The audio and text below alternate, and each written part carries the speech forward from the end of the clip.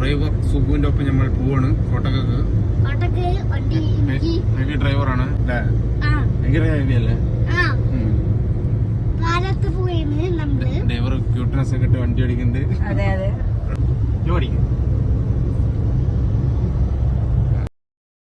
ഇന്ന് നമ്മൾ മൂന്നാളും കൂടെ ഒന്ന് പുറത്തേക്ക് ഇറങ്ങിയതാണ് കേട്ടോ.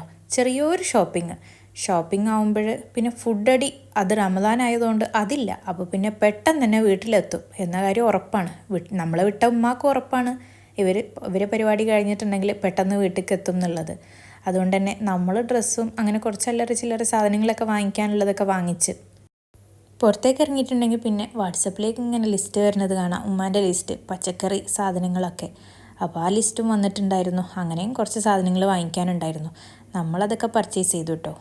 പുറത്തുനിന്ന് കഴിക്കാൻ പറ്റാത്ത സങ്കടം ഉണ്ടെങ്കിലും ഉമ്മ വീട്ടിൽ നല്ല ബിരിയാണിയും അടിപൊളി ഫുഡ് ഐറ്റംസൊക്കെ ഉണ്ടാക്കുന്നുണ്ട് എന്നുള്ളൊരു സമാധാനത്തോടെയാണ് കേട്ടോ നമ്മളിവിടെ ഷോപ്പ് ചെയ്യുന്നതും ഫുഡ് കഴിക്കാൻ പോവാത്തൊരു സങ്കടം മാറ്റുന്നതൊക്കെ.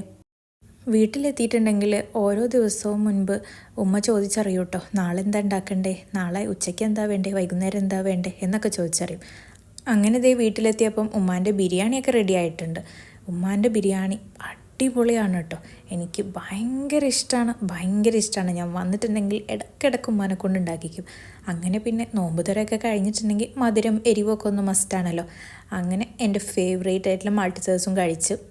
എന്നെപ്പോലെ ഈ മിഠായി ഇഷ്ടമുള്ളവരുണ്ടെങ്കിൽ ഒന്ന് കമൻറ്റ് ചെയ്യണം കേട്ടോ. അപ്പോൾ ഇനി അടുത്ത വ്ളോഗിൽ കാണാം.